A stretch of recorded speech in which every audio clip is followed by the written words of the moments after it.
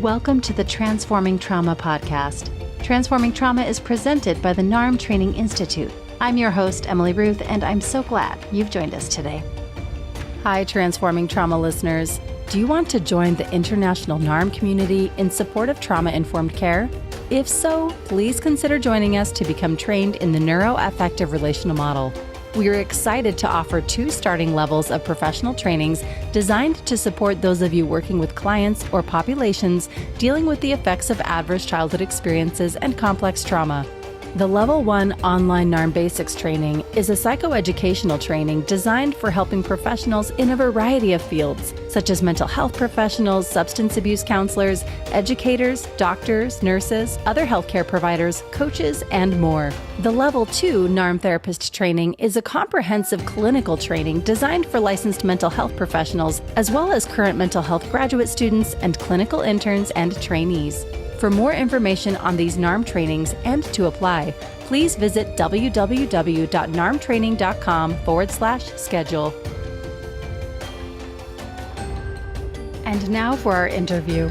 Salman Alawadi is a psychotherapist from Kuwait. He holds a Master's of Science in Applied Statistics and Psychometrics from Boston College and is currently a Ph.D. candidate in Research, Measurement, and Evaluation at the University of Miami. Salman worked with Dr. Mary Zanarini in the Laboratory for the Study of Adult Development at McLean Hospital, Harvard Medical School. In addition to being a NARM therapist, Salman is also trained in somatic experiencing, integrative somatic psychology, Hakomi, neuroaffective touch, mentalization-based therapy, and intensive short-term dynamic psychotherapy. Please enjoy this conversation with Salman Alawadi. I'm sitting here with Salman Alawadi. Thank you so much for coming to the podcast. We're happy to have you. Thank you, Emily. It's my pleasure. And thanks to Brad, who asked me to be here with you. And thanks for you to interview me and for Andrea to help organize that meeting. Yeah. So as you might know, we'll start with the question that we often begin our NARM sessions with. And that is to ask you what you would like listeners to get out of our conversation today. My wish is that the listener will get in touch with what I believe part of every human, that is being a researcher, and to help them kind of utilize it more for their own benefit, personally and professionally. I love that. Research that is me-search. That has definitely been my path so far. So I love that intention. So if you would, could you share with us a little bit about your background and where you're working now? Sure. So I graduated in psychology from Kuwait University, my home country, with a minor in applied statistics. Then I worked at the Ministry of Health in Kuwait in an addiction center where I was trained as a psychotherapist there. And after that, I went to McLean Hospital, Harvard Medical School, worked with Mary Zanarini, one of the scholars in the borderline personality disorder field, as a clinical researcher. I did an internship there. And after that, I got my master's in applied statistics and psychometrics from Boston College. And now I'm doing my Ph.D. in research methodology at the University of Miami. I'm also trained in somatic experiencing, integrative somatic psychology, the work of Raja, and NARM, actually, and also intensive short-term dynamic psychotherapy. Okay, wonderful. You're bringing a lot of different threads into the tapestry already. So you mentioned NARM. What brought you to NARM? What brought me to NARM is actually the felt sense that I don't feel comfortable in my own skin. And I tried several modalities that tremendously helped me, yet there is still a sense of I'm more functional, I have a greater capacity, I'm less hypervigilant, and all of that. I project less, but that sense of not feeling comfortable in my own skin is still there. So that led me to actually get in touch with my researcher and continuously look for what else is there that can help with that. And it turned out to be NARM. I only learned NARM after around a year of being a client when I saw that it's actually work. So it truly was me-search. You really were looking for answers for yourself, and that brought you to the work. To go back even a little bit further, what really brought you into the field of psychological research? I mean, I know you said that was your undergrad. What took you into that field? What was your interest there? It's actually the desire to know how, like when I took my first psychology class, they started to talk about a lot of theory. And then for me, I always have that question running in the background, how they know what they know. how Freud knew that there is something called ego, superego, and the id. How he came into that conceptualization, how he came to that conclusion. So that desire to know how the conclusion was made, the knowing happened, is and still like was and is my drive to continuously go into the research field to understand. And then it turns out to be, oh, actually, if you want to understand research, you need to understand statistics. So I got into statistics, and then I got into the methodology and continuing my path of learning how we know. The how we know. So if you could tell me, because I would like to know more about, how would you define the psychological research? So psychological research, we are all familiar with the psychological part. Then what is the research? Yeah. To understand the research, we kind of need to take a step into a little bit of history here, which is, it's natural that people have a question that they want to answer. And the process of looking for an answer is research. But before the Renaissance, people was driven by making conclusion with their logical reasoning, which is what is called rationalism. And then after that, they said, we now have developed some technologies to enhance our capacity to utilize our senses. We can see beyond our sight, our eyesight, can hear beyond what our ears can hear. With a telescope, microscope, stethoscope, whatever scope, they said, you know what, how about we actually derive our conclusions from actual observed data? It is more objective. So then we moved into an era of empiricism, which is we are in now. So research is very much informed by the philosophy of the era where we live in. And since we are in an era of empiricism, then the definition of research will be very much driven by that philosophy. If you asked me that a question hundreds of years ago, then I would define research differently. Huh. I've never thought about it like that. Like the definition sort of morphs and changes. I was really just wondering, how do you define it here and now? But I didn't realize that there may have been different definitions of that previously. And I'm touching into those points because we may refer to them later on through our discussion, not just out of theory, but out of there are actual implications of that. But in our today world, research is simply a 7-step process. Start with you formulate a question. I have a question. Can NARM treat depression or complex PTSD? So this is the question. The second step, let me go review the literature and see, okay, what is already known about that? Is there any other research conducted about the effectiveness of NARM for treating complex PTSD or not? There is. I don't need to answer a question that has already been answered. What is the gap in the knowledge that is needed to be filled? So that's step number 2. And then step number 3, I make a plan for how I will answer that question. And after I make a plan, I go to executing the plan, which simply is collecting the data. So usually the plan is what is referred to as quantitative research, qualitative research, mixed method. What is the form, how that question will be answered? And then the executing the plan is collecting the data. And after collecting the data, we need to analyze the data. If it's quantitative, then it will be statistical analysis. After that, we will draw conclusions. And after we draw conclusions, we will disseminate the results. So it is very much a sequential process that is a common sense process. Yeah, and I know you make it sound really simple, at least for me, but I know it's not. I know it's really complex and there's so many layers there. But I appreciate you kind of distilling it down to something simpler so that, I can chew it and make sense of it. So you talked about qualitative and quantitative. And, what I know of other models that are out there is often folks are really excited about this piece of evidence-based. Oh, this is an evidence-based model. What does that mean? And why is that important? Why do people kind of focus on that? Yeah, so evidence-based is a concept that was created by medicine. So if we talked about this is the research and psychological research is actually this process of research applied in the psychological field. So does that mean any therapeutic modality, psychotherapy modality that had any research conducted on it is considered an evidence-based? The answer is yes and no.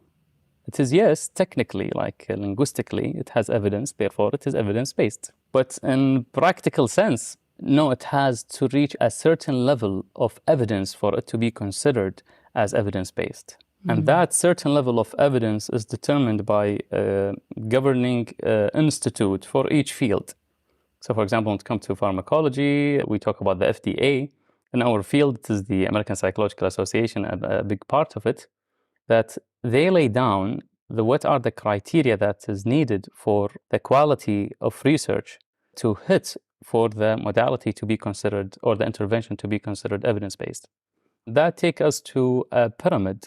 The University of Oxford, they are the first people who created that pyramid of hierarchy, where they said it started with the most basic level as the laboratory studies, and then it goes to case reports, and after that it goes to case control studies, and then cohort studies, and then what is we all hear about randomized controlled trials. And then there is a systematic review and meta-analysis of the randomized controlled trials.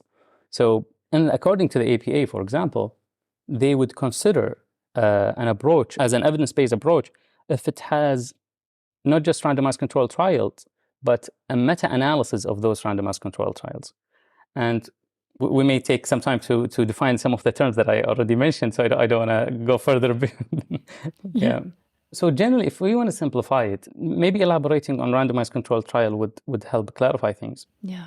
Randomized controlled trials came around the 1950s with one of British geologists who was trying to see if a particular antibiotic would work in treating tuberculosis.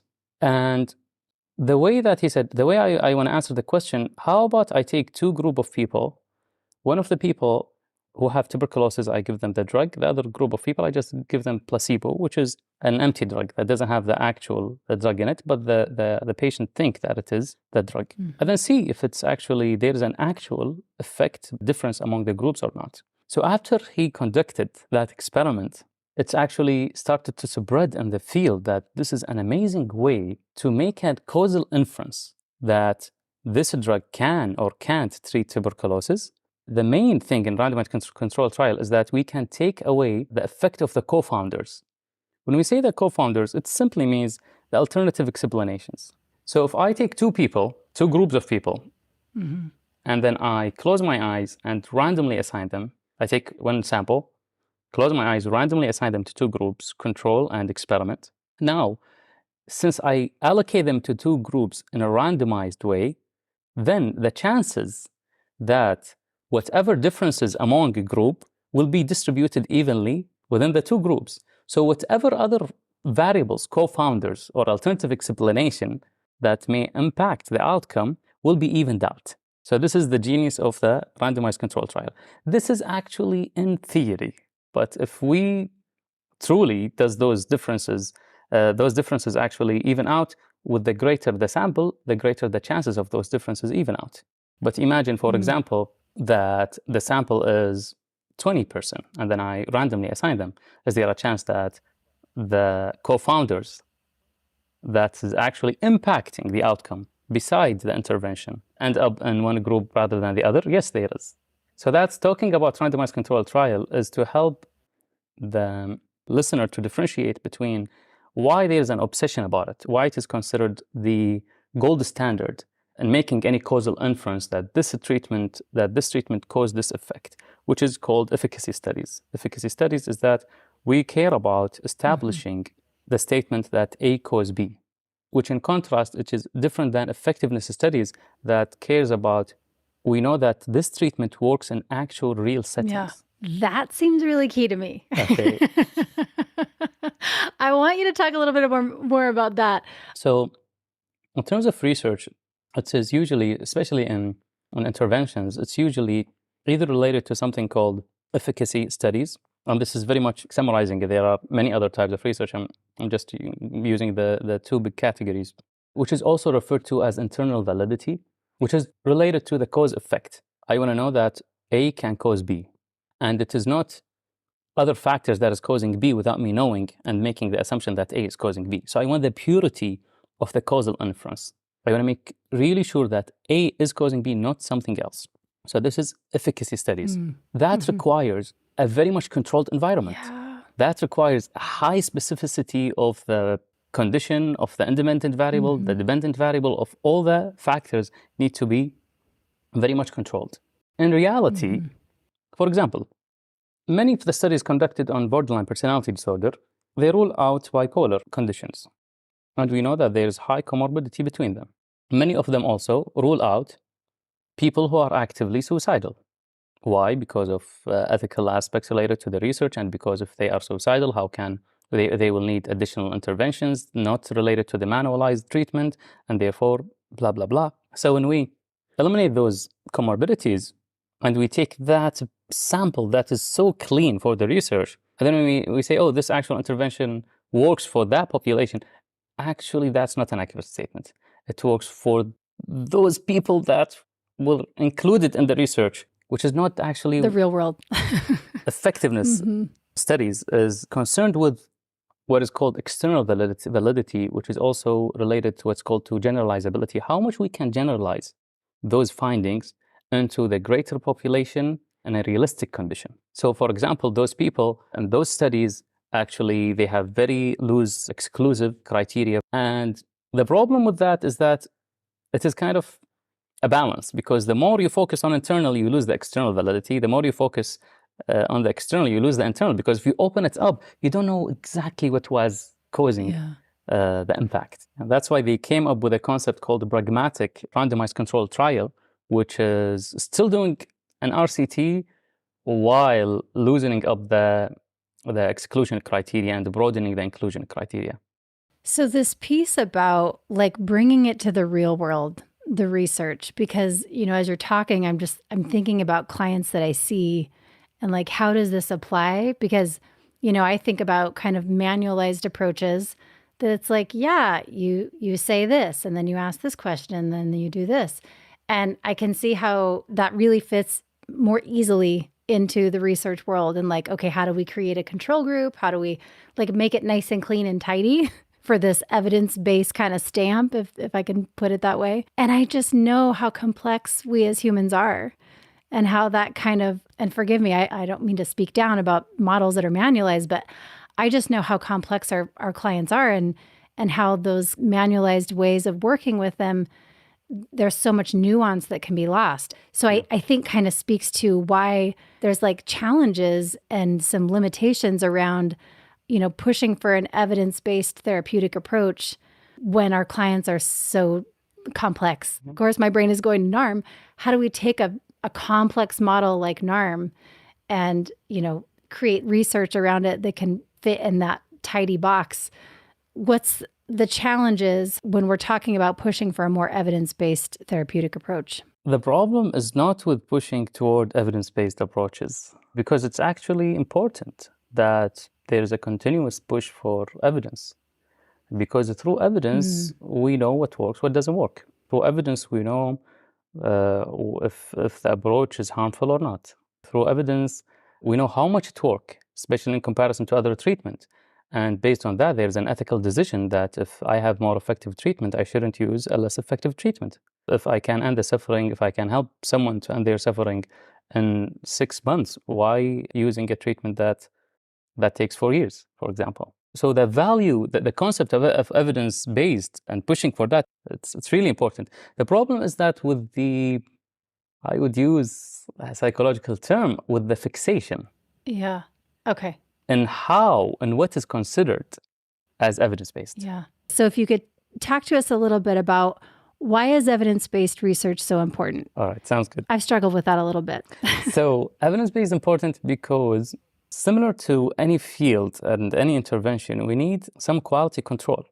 Imagine that a physician would say, you know what, my opinion is I want to treat that person with that medication. Based on what, you know what, I saw it when they worked with one of the patients. But actually, there's more complication into it. I don't want to be treated by you. I don't want your opinion. I want a more rigorous method of knowing and understanding to be followed in treating my condition. So evidence-based, it's important because it is a quality control system to whatever intervention that has been applied. It's almost there in every field. Like, for example, even in industrial and mechanical engineering, they use a concept called Six Sigma for quality control. And it's come to the aviation industry because of the critical nature of it. Each Sigma is a level of quality control. They need to go to 9 Sigma, not just to 6. If you go to, for example, nuclear power, no, this is really, really critical. Any mistake would cause catastrophe. to humanity, then no, we will take it to a greater level of quality control. So given that the psychological condition became a medical condition, now it is treated with the same level of, among kind of governing institutes such as the APA, with the same level of caution, that not every treatment can be considered evidence-based. Not any person can treat the way they want. They need to follow a particular manual, which is an advancement, but yet with every advancement there is a challenge. And the challenge is that the human psyche became more of a mechanical thing. And that's why there is a kind of a loop in the psychotherapy research that regardless of how many new development, how many new approaches of psychological intervention come to the surface, the effectiveness of the psychotherapy is not improving overall, according to research. And this is alarming. Okay. That doesn't mean necessarily that those new approaches are not more effective, but that it speaks more into the limitation of conducting research on psychological concepts the way that is conducted with medical and biological concepts. So here is the problem, that we are trying to follow the steps of medicine, and there is a sense of we are less than them, and we really need to catch up with what they are doing to be considered as scientific. But here is the problem with that. The problem is not with evidence-based. Evidence-based is an amazing concept, is that the fixation into that we only consider an approach to be an evidence-based if it's mimicking the medical model. From the data and the research, actually, if we want to be empirical about it, that model is not working well so far. Yeah, it's a very different process, I imagine. And of course, I'm not a researcher, but I'm just trying to put myself in the shoes of a researcher. Like, how do you create a control group? It's one thing if, we're doing research around an illness that we can diagnose people. Yes, you have this. We know exactly what's happening in your body because you have this diagnosis. And so we're going to either give your group the medication or we're not. Like, that's a pretty clear, clean cut. Like, we know what group you're in.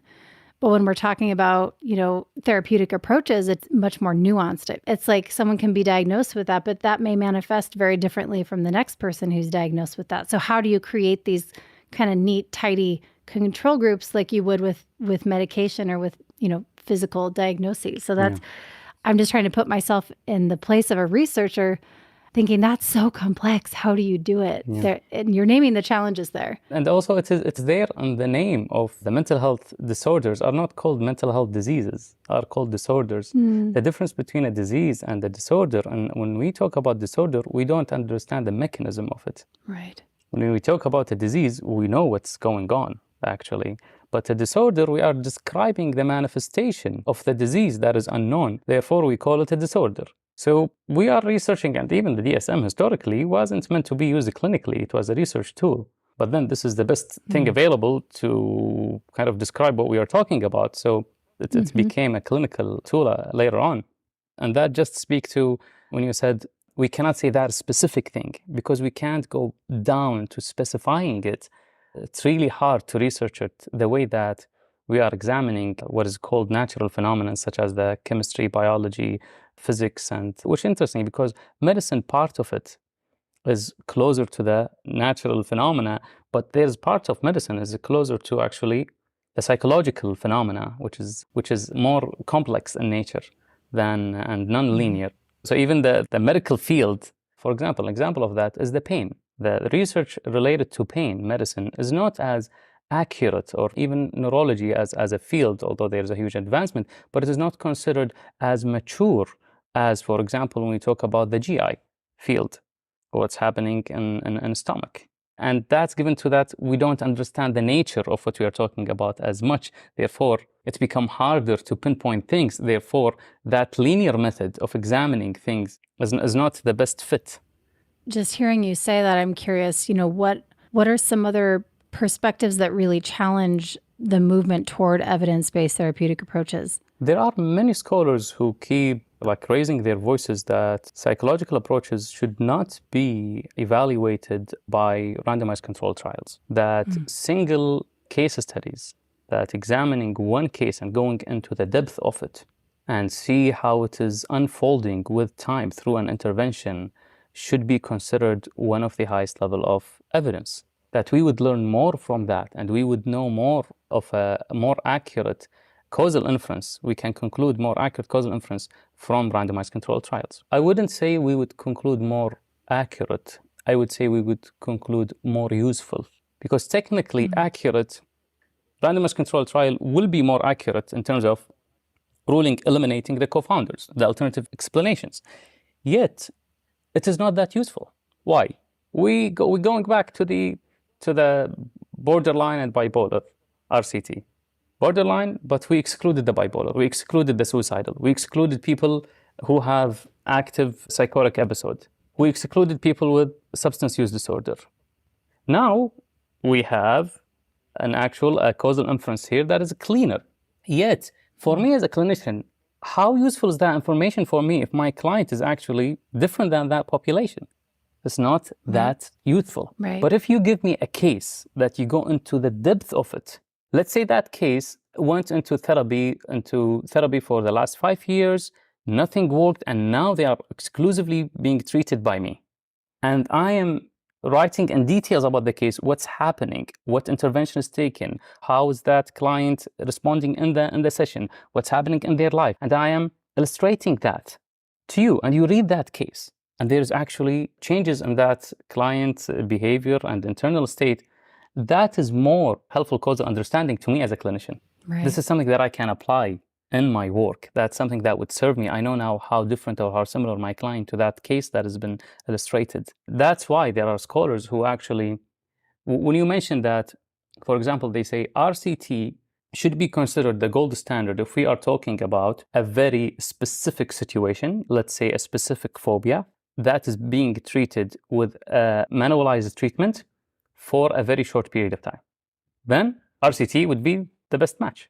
But if we are talking about a complex, long-term condition with comorbidities, then RCT won't be helpful, won't be useful. And the more that we ask for RCT to be conducted, we are actually delaying good treatments, the dissemination and the outreach of treatment that could be very, very much useful to people who are in need of it. So for example, before mindfulness came into the West, and now there are a lot of research that show that mindfulness is helpful, the research on mindfulness did not increase the benefits of mindfulness.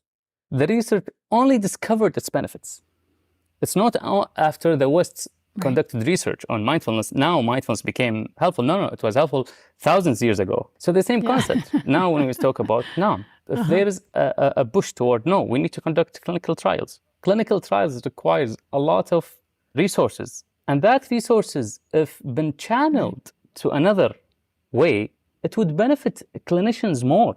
It will end up with a more useful evidence for clinical practice. But there is a sense of, no, this is not how the way it happens in medicine. Therefore, we shouldn't come with our own approach of figuring out things, which is a sense of, like, I feel our field is not yet, like in the separation, individuation, we are still in an emerging phase with medicine. Like, no, we have difficulty, like we have a sense of rapprochement where we go a little bit away from our medicine, then no, let's just come back to our mommy or daddy. We need that holding environment.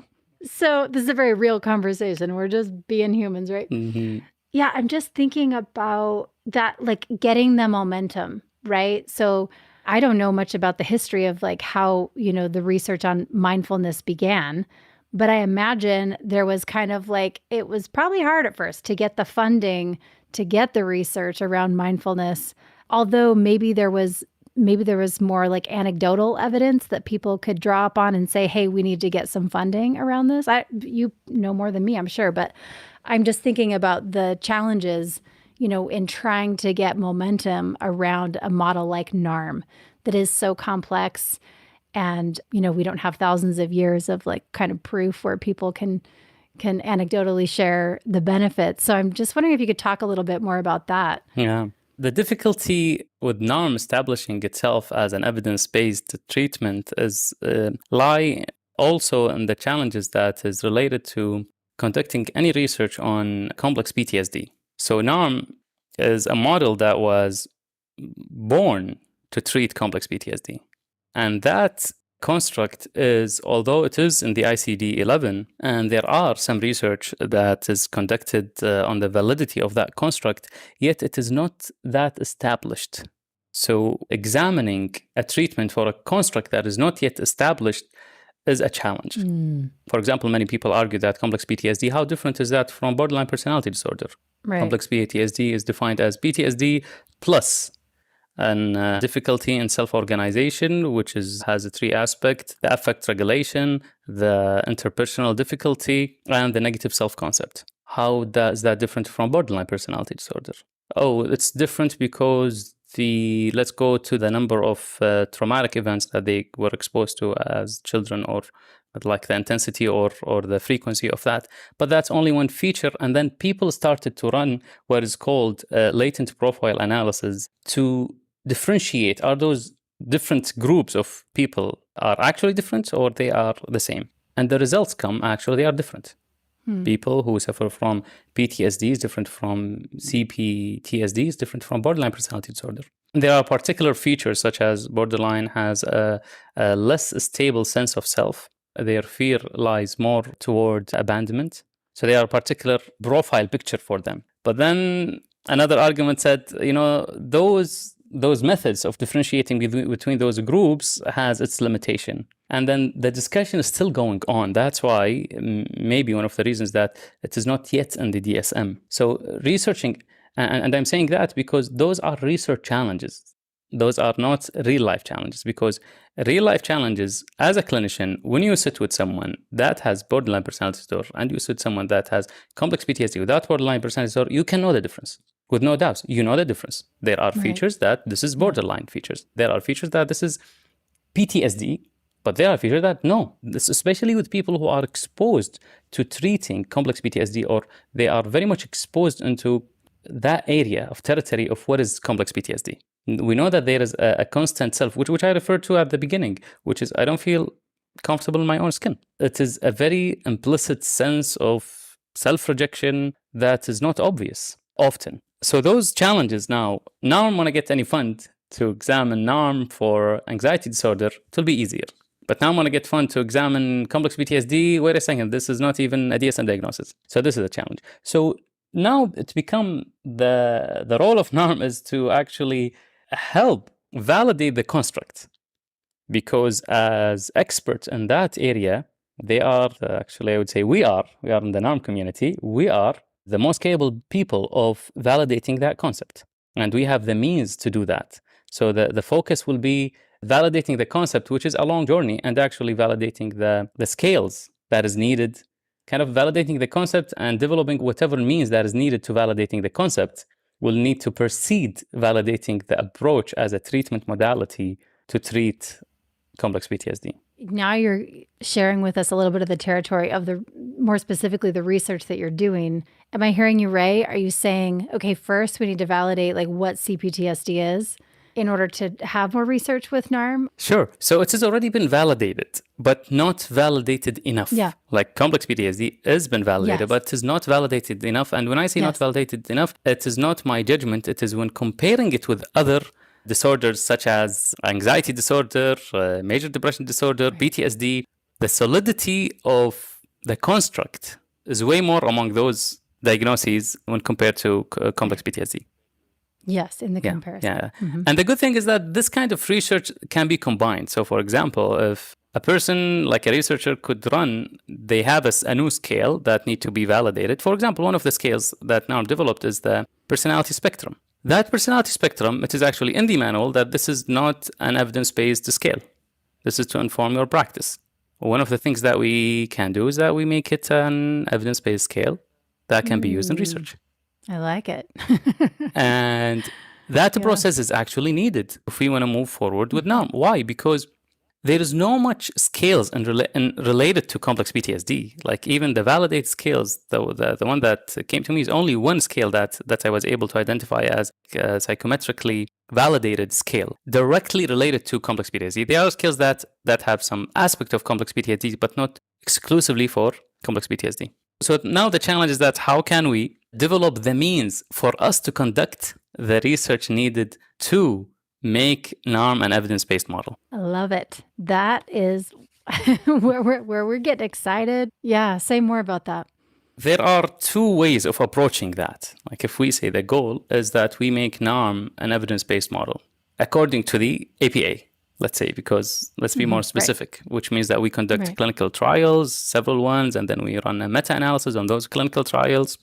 And then we say, you know what, we have evidence that this approach is an evidence-based approach to treat complex PTSD. The first one is that we start to lose up some of the NARM identity, which is, for example, we give up that NARM is for complex PTSD. So you know what, complex PTSD is what? It's a combination of anxiety, it's a combination of different disorders. They overlap with many disorders. Let's not wait for complex PTSD to get into the DSM. Let's just start with examining NARM on various conditions that overlap with complex PTSD. And then claim that NARMs work for anxiety, NARM work for depression, NARM for other stuff. We don't need to come up with our own scales because actually there are scales for depression, anxiety, PTSD, all of that is already known and been used in research for several years. So this is one way of doing it. And then when the diagnosis gets into the DSM and people come with those scales that are validated and ready to be used, we can say, okay, now let's run our research and use them. And then we say, you know what, okay. This is it. So this is one stance that the NARM Institute can take in developing its research. The other stance is say, no, actually, we are the expert in this field. We will develop the scales for what is complex PTSD. We will create the infrastructure that is needed to run a research on that construct and on that approach, which is a longer path, but it will be, to my opinion, it will be more beneficial, not just to NARM, but to the community, to the field, because in that case, NARM is disseminating its expertise on that topic to the field. So this is the other stand, which I wish the NARM Institute take. Okay. So I'm thinking, what about both? What if we played the short game and the long game? Yeah. Because they're both important. It sounds like, kind of getting that momentum with the more, the short term, it's like maybe that could spread the word a little bit. But then playing this long game that you're talking about, that could be where, some of the real deeper roots go, it sounds like. Which is the beautiful thing about research, because one research project can be conducted addressing not just those two, but even more. So for example, if I have a new scale that is not yet validated, I can run a study using that scale and then examine the validity of the scale through the sample that I collected at the same time that I'm actually using the scale to measure the outcome. So it's more of kind of a theoretical orientation or more of a strategy where we are heading. But in reality, the practice, you can combine many of those. We can use I think it's called an international assessment, something like that, or questionnaire, international trauma questionnaire, ITQ, that is validated for complex PTSD. We can use that along with other depression and anxiety scales for people who meet the diagnosis of complex PTSD, and they meet the diagnosis for depression, and they meet the diagnosis for, let's say, anxiety. What is the problem? The problem is what is called discriminating validity. Now we have an outcome that tell us that we don't know exactly that treatment worked for what. So now we have a discrimination issue, but with every solution there will be a limitation. So, but it is possible. Yeah. I just appreciate that you're naming and kind of spelling out for those of us that aren't in the research world, again, the complexity, like how much thought goes into this whole process, and kind of the strategies of like how you have to approach the research. Like you named, there's various ways that the Institute could approach some of this future research. But I really appreciate you kind of spelling this all out for us. And I'm thinking, how NARM might fit into other emerging therapeutic modalities. Could you touch on that for just a minute? Yeah, I think now it's very much compatible with many other modalities because it combines both bottom-up and top-down approaches. So, for example, any somatic approach as NARM is mainly a body-based psychotherapy, but at the same time, any dynamic approach. NARM very heavily driven by dynamic understanding. At the same time, when we talk about the cognitive restructuring or the cognitive aspect of therapy, the entire exploration of the second pillar is mainly a cognitive pillar. So the genius of NARM is, I wouldn't say in the integration, because although to me, it's not something that I heard from Larry or Brad, but it seemed that NARM came organically, although Larry and Brad have expertise in many modalities, but it seemed that it actually came from a direct understanding and knowing and working with people with complex trauma that this modality emerged. It's not that they sat and they say, you know what, those are very useful modalities. How can we put them together in a way that is useful? It wasn't an intellectual exercise we want to put them together the way, for example, Ken Wilber, the philosopher, kind of integrate things in a more intellectual manner. Rather, no, it is actually experiential. This is how, through our work, this is what is needed. So it fits into many of those modalities. The genius is it's really driven by experience. And then the theory came to label the experience rather than to drive the experience. So it is an actual knowledge. It is not an intellectual knowledge. Yeah. Which again, really makes it so fitting for like real world practice, because it emerged out of those real world situations with clients. And it was just, that's what worked. And so I don't know if reverse engineering is the right word, but looking at what's working, why is it working? So that's why it's so applicable. I feel with clients, that's been my experience. So I love that too. Yeah, and actually this is the research that's been conducted. Like there are 2 dissertations that were conducted on NARM. One of them examined the experience of therapists who learned NARM. It was both of them qualitative dissertations. And the experience is that people felt a sense of that this treatment is more efficient. They felt a sense that this treatment, there is joy. Yeah. In doing that treatment, there is a sense of confidence. There is a sense of less burden while being with their client. I'm not here to fix the client. And those are the themes that emerged. And the same thing in the qualitative research that's been conducted on the client experience that showed a huge difference in how they relate to themselves, especially the aspect of negative self-concept, interpersonal relationship, less on the affect dysregulation, although it was there, and the least was the behavioral aspect, which is, if you tell me what is NARM not compatible with, I would say behavioral therapy. This is the only thing which is from the surface it's not compatible with, but actually in a deeper way it is compatible with, because for example, when people come and say, I want to stop smoking, we ask them, and if you stop smoking, what would that will bring you?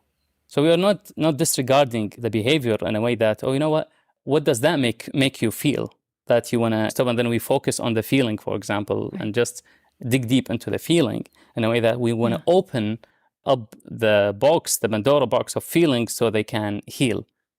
Let's say following a more dynamic experiential models that follow that approach. But rather that whatever that you are bringing is welcomed, but yet we will not buy the surface. We know that you are more than that. We attend to more than that.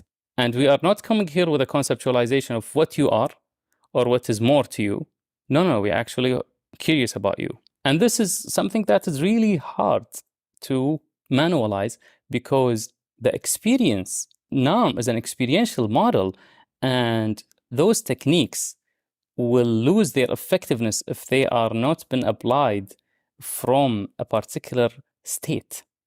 There's not even a feeling, that is state. If I'm conducting an NARM session with my client and then I'm efforting and said, okay, so what is on the other side of you want to quit smoking? All right, okay, I got it. And then I effort and being with my client and applying all, and then ask, okay, we got the contract, now let's go to explore clarify the questions and take an example and deconstruct that and apply that. That is not NARM. Yeah, because where that's coming from is from a state of efforting. And I feel it. Even just as you were kind of depicting it, I'm like, that doesn't feel like NARM. You might be using the words, but it's coming from a different place. So now how we will research that, how we will say that actually NARM was applied. If we would say NARM was applied, we want to know that the therapist that is applying NARM actually in that state. So we want to check the state of the therapist. And the way to do that is actually we videotape the sessions. So one of the things that I think NARM would truly benefit in its research journey is that they start to develop a data bank that is, for example, with the inner circle and all the active coaching that is happening and the different levels of trainings, there is also always a demo sessions in there. It will be really beneficial that those people who volunteered to be a demo session for training purposes also signed that they would volunteer that this material be used for research purposes. And then we start to collect data. We have a data bank that can be actually utilized in many ways for research purposes. And here take us to a scholar. Her name is Lee McCullough. I hope I'm pronouncing her last name correctly. She is the founder of a modality called affect phobia, which is based mainly on Freud theory, signal anxiety, that our issues coming from our phobia of our feeling. But then she said that instead of examining what pill and the dose of the pill that work for this particular condition, I want to actually examine what's happening as I'm giving that person the medication and then draw a blood test to see what's happening as it is happening. She took that concept into psychology and said, you know what? And instead of okay, I'm having two groups and I'm applying this method on that client, and then they go back home and then ask them, is it different now? Instead of doing that, how about when they are in the session with me, I see the impact of the intervention on them as it is happening on spot. To do that, we need to videotape both the client and the therapist. And then she came up with a scale to code moment by moment what's happening. And then her research showed that what is happening in the session actually is a greater predictor of what will happen outside the session. That's fascinating that she thought to kind of go about it in that way. Yeah. And now this scale that she developed, it's called ATOS, that scale is actually part of the requirement for any person trained in that modality, which is another thing that's one of the things that I wish NARM also include, is that when those things developed, it's become part of being an NARM therapist, that you know how to code a session. That's how you code a session, where you can code that, this is what's happening in terms of agency. How we can code the personality spectrum in a way that is actually replicable.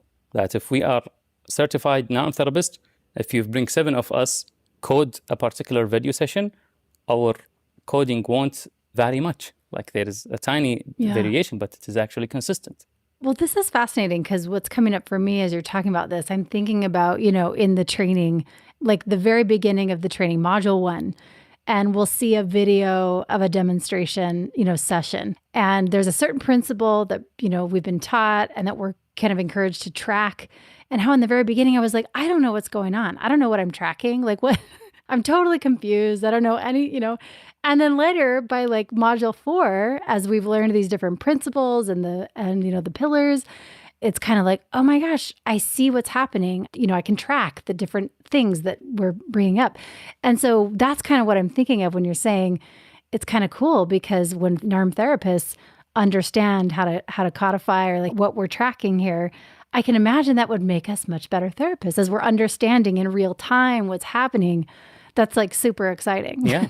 And that takes us to another thing, which is by that, it is not just an amazing research method, it is also an amazing learning method.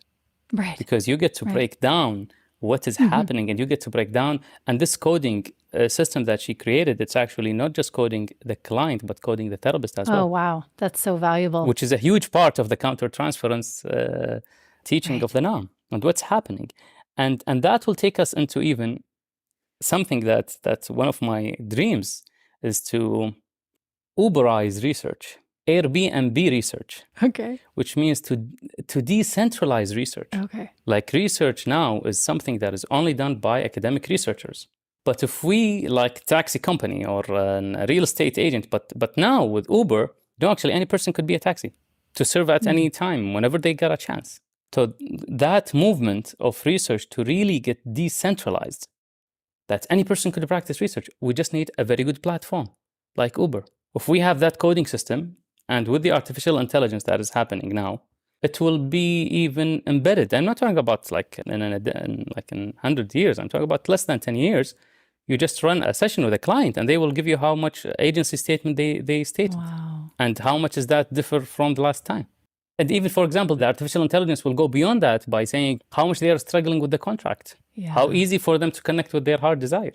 But before we go there, we need to do what is needed by developing those scales, collecting the data bank, taking the informed consent from those clients, building the infrastructure for research to be something that every NARM therapist is practicing, which contribute to their own learning, contributing to the effectiveness of treating their clients, which is actually more clients will be coming to them, which is generating more resources for them. So it is win-win-win for everyone. More resources for the research, more evidence that this treatment is working, more actually, even more than that, developing NARM, because NARM, this is not the end of NARM. This is not the end of understanding complex PTSD. So how we will continuously develop our understanding of that modality, of that condition, and how we treat it. So it is more of a win-win-win-win situation. Well, you've got me really excited, Salman, and I'm so appreciative of you taking your time and sharing with us all these exciting ideas. I love the idea of the research being more accessible. I know as a student, I just remember feeling like I'm interested in this and I want to dig a little deeper, but sometimes it felt a little academic and a little unreachable, and I feel like you're bringing it to the people. So I really appreciate that. And so with that, I wonder if you would share with our listeners where they can find you, where they can find your work, all this exciting stuff that's going on. So it's not very much accessible. I'm still very busy with my Ph.D. So I didn't yet put myself out there. But my contact is in the NARM website. So that will be, it will be there. And hopefully after my Ph.D, I'll have some time to put myself out there. Wonderful. I know we have a link to some of your research papers. Thank you again so much for your time, Salman. And I'm cheering you on, excited about all the developments going on for you. Yeah, thank you, Emily. Really, it was a pleasure being with you, and I look forward to being with you in the master class. Thanks so much for joining us for today's episode. To find more about our guest and their work, check the show notes or visit us at narmtraining.com/transformingtrauma. Are you working with clients or populations dealing with the effects of adverse childhood experiences and complex trauma? If so, we invite you to consider joining us to become trained in the neuroaffective relational model in support of trauma-informed care. We are excited to offer psychoeducational and clinical trainings for a variety of mental health professionals. For more information on these NARM trainings and to apply, please visit www.narmtraining.com/schedule. Thanks to Andrea Klunder and the Creative Imposter Studios for producing and editing, to Tori Essex for our album art, and to Brad Kammer for the creation of this podcast. We look forward to building community, connection with you, and changing the world by transforming trauma.